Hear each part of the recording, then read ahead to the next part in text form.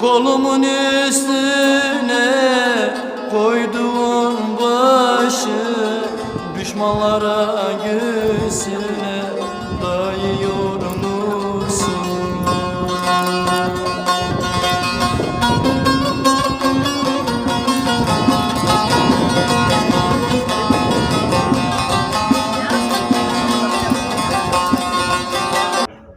Görevini tamamla geç git, yapacak bir şey yok.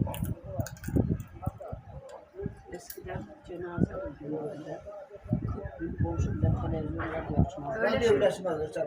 Radyoyu bir açan olmazdı. Ya adam gelirken televizyonu kapatırdık.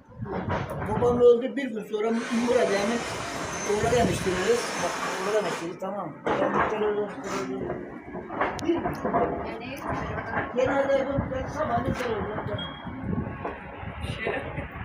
Osmanlı'da nasıl öldü? Evet, burada durmamışım. Kim?